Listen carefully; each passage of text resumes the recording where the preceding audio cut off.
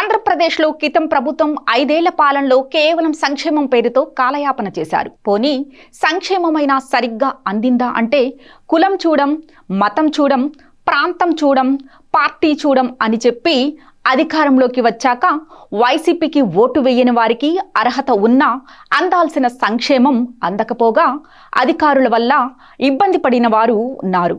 Volunteer వ్యవస్థకి స్థాయికి మించిన అధికారులు ఇవ్వడం వల్ల ప్రజలు చాలా చోట్ల ఎన్నో ఇబ్బందులు పడ్డారు. నిజానికి ఒక రాష్ట్రాన్ని పాలించడం అంటే అక్కడున్న ప్రజలకి సంక్షేమం అనేది ఒక చిన్న విషయం మాత్రమే.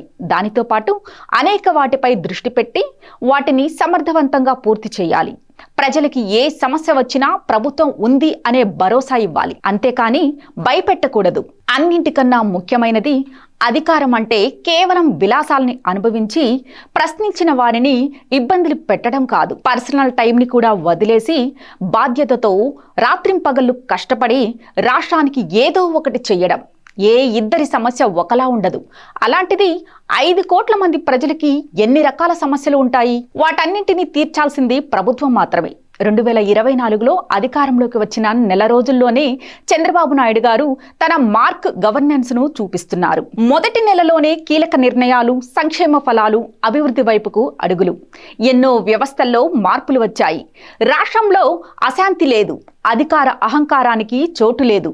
వీటన్నింటి వలన ప్రభుత్వంపై ప్రజలకు నమ్మకం కలిగింది. 75 ఏళ్ల వయసులో 5 ఏళ్లలో అస్తవ్యస్తమైన ఆంధ్రప్రదేశ్ను పునర్నిర్మించేందుకు అహర్నిశలు శ్రమిస్తున్నారు. 4వసారి ముఖ్యమంత్రి అయిన చంద్రబాబు అధికారంలోకి వచ్చిన తొలి రోజే 5 కీలక ఫైళ్లపై సంతకాలు చేశారు. మెగా డిఎస్పీ ద్వారా 16,347 ఉపాధ్యాయ పోస్టులను భర్తీ చేశారు. 5 ఏళ్లుగా ఒక్క డిఎస్సీ కూడా చూడని రాష్ట్ర యువత, రేపటి ఉపాధ్యాయులు ఒక్కసారిగా ఊపిరి పీల్చుకున్నారు. ప్రజలను ఎంతగానో భయపెట్టిన ల్యాండ్ టైటిలింగ్ యాక్ట్ ని రద్దు చేశారు. ప్రజా ఆస్తులకు రక్షణగా మేం ఉన్నాం అంటూ భరోసా ఇస్తున్నారు. 6 నెలలకు ఒకసారి 250 పెంచుతూ వారి అవసరాలకి, ఆశలకి మధ్యన నలిగిపోయేలా చేసిన జగన్ ప్రభుత్వంలా కాకుండా 3,000 రూపాయలు ఉన్న పెన్షన్లను ఒకేసారి 4,000కు పెంచారు. అలాగే పేదవాడికి ఆకలి వేస్తే గుర్తొచ్చే అన్నా క్యాంటీన్లని మళ్లీ పునరుద్ధరణ చేసి ఎంతో మంది ఆకలి తీరుస్తున్నారు. ఇప్పటి వరకు దేశంలోనే ఎక్కడా లేని విధంగా నైపుణ్య గణన, స్కిల్ సర్వే చేయాలని, అసలు మన యువతకి ఎవరికి ఎంత స్కిల్స్ ఉన్నాయి, వాటితో వారు ప్రపంచానికి పోటీగా నిలవగలరా లేదా, కొత్త స్కిల్స్ ని నేర్పించి వారిని ఎలా ముందుకు తీసుకుని వెళ్ళాలి, మన యువతని 1000 మందికి ఉపాధి కల్పించే స్థాయికి ఎలా తీసుకుని వెళ్ళాలి అని ఆలోచించి ఈ నిర్ణయం తీసుకున్నారు. ఈ 5 ఫైళ్ల మీద మొదటి సంతకం చేసి తన మార్క్ గవర్నెన్స్ ని చూపించారు అపర చాణక్యుడు చంద్రబాబు నాయుడు గారు. బాధ్యతలను తీసుకున్న మొదటి 30 రోజుల్లోనే 4,408 సీట్లు పింఛన్లు పంపిణీ చేసి సంక్షేమ పండగకి శ్రీకారం చుట్టారు. పేదవాడి ఆకలి తీర్చేందుకు ఇప్పుడు ఉన్న అన్నా క్యాంటీన్లను సరిపోవని అర్థం చేసుకుని ఇంకో 183 అన్నా క్యాంటీన్లను పునరుద్ధరణ చేయడానికి శరవేగంగా పనులు చేస్తున్నారు. రైతే రాజు అనే దానికి నిదర్శనంగా రైతుల పాస్ పుస్తకాలపై జగన్ ఫోటోను తొలగించి రాజముద్రని వేసి అందించేందుకు సన్నాహాలు మొదలైపోయాయి. అధికారంలోకి వచ్చిన తొలి వారంలోనే తన బిడ్డలా చూసుకునే పోలవరానికి వెళ్లి క్షేత్రస్థాయిలో పర్యటన చేశారు. జగన్ లాగా బటన్ నొక్కడానికి కూడా కోట్లు ఖర్చు పెట్టి పబ్లిసిటీ చేసుకోకుండా రచ్చబండపై ప్రజలకు స్వయాన ఆయన చేతుల మీదుగానే పింఛన్లు అందించారు చంద్రబాబు నాయుడు గారు. అన్ని అర్హతలు ఉన్నా కూడా మచిలీపట్నంలోని సీమా పర్వీన్ అనే దివ్యాంగురాలికి గత ప్రభుత్వం నిబంధనల పేరుతో పెన్షన్ రద్దు చేసింది. అది తప్పు అని ఖండిస్తూ చంద్రబాబు నాయుడు అప్పట్లో ట్విట్టర్లో సెల్ఫీ ఛాలెంజ్ ను చేసి సపోర్ట్ గా నిలిచారు. ఆ దివ్యాంగురాలి మాటని గుర్తుపెట్టుకుని రాష్ట్రంలో మొదటి పెన్షన్ సీమా పర్వీన్ కి అందించారు. కాకినాడలోని దివ్యాంగురాలైన కూతుర్ని చూసుకుంటూ ఇబ్బంది పడుతున్న ఆరుద్రకు 5 లక్షల సాయం చేసి ప్రతి నెల 15,000 పెన్షన్ కూడా మంజూరు చేశారు.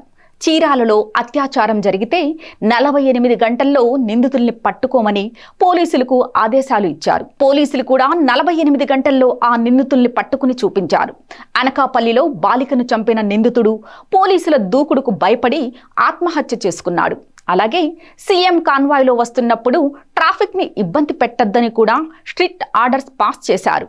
అధికారుల కోసం కాదు, ప్రజల కోసం పోలీసులు పనిచేయాలి అనేలా నిర్ణయాలు తీసుకున్నారు. అలాగే 2 తెలుగు రాష్ట్రాలైన ఆంధ్రప్రదేశ్, తెలంగాణ సమస్యలను పరిష్కరించాలని రేవంత్ రెడ్డికి ఆహ్వానం అందించగా చంద్రబాబు ఆహ్వానానికి వెంటనే స్పందించి ప్రజాభవన్లో ఇరు ముఖ్యమంత్రులు సమావేశం జరిపారు.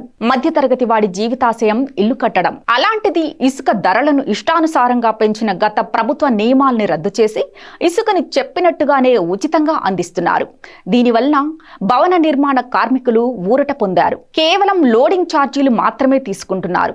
5 ఏళ్లుగా అసలు అభివృద్ధికే నోచుకొని ఆంధ్రప్రదేశ్కి ఇప్పుడు 20 లక్షల ఉద్యోగాలు ఇస్తామని ఇచ్చిన మాట ప్రకారమే అడుగులు వేస్తున్నారు. అందులో భాగంగానే బీపీసీఎల్తో 60,000 కోట్లతో పెట్రోల్ రిఫైనరీ ఏర్పాటుకు సన్నాహాలు చేస్తున్నారు. రివర్స్ టెండరింగ్ పేరుతో ఎంతో మంది నిర్మాణ కాంట్రాక్టర్స్ ని, పారిశ్రామికవేత్తల్ని గత ప్రభుత్వం భయపెట్టడం వలన పారిశ్రామికవేత్తలు పెద్దగా పెట్టుబడులు పెట్టాలన్నా ఆలోచిస్తున్నారు. అలాంటి వారందరిలో భరోసా నింపి నమ్మకం కలిగించారు.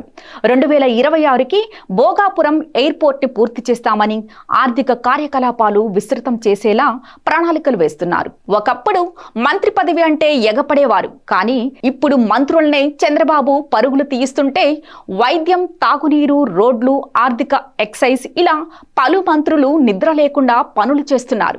పొత్తులో భాగంగా పొత్తుని గౌరవిస్తూ పార్టీ కోసం కష్టపడిన వారు చాలా మంది ఈసారి త్యాగాలు చేశారు.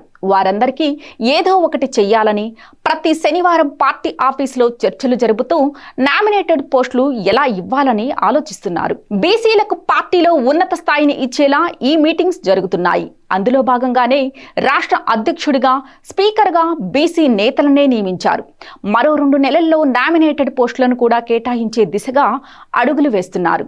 ఒక సీఎం నెలలోనే ఇంత చేస్తే గత ప్రభుత్వం 5 ఏళ్ల మొత్తంలో కూడా ఇన్ని నిర్ణయాలు ఎప్పుడూ తీసుకోలేదు. పదవి అంటే అలంకారం అని కాకుండా బాధ్యతగా భావించి 7 దశాబ్దాల వయసులో కూడా హాయిగా రెస్ట్ తీసుకోకుండా ప్రజల కోసం, ఆంధ్రప్రదేశ్ కోసం ఇంతలా కష్టపడుతున్న చంద్రబాబు ప్యాషన్ చూస్తుంటే త్వరలో ఏపీలో అనూహ్యమైన అభివృద్ధి జరిగే అవకాశం కనిపిస్తుంది.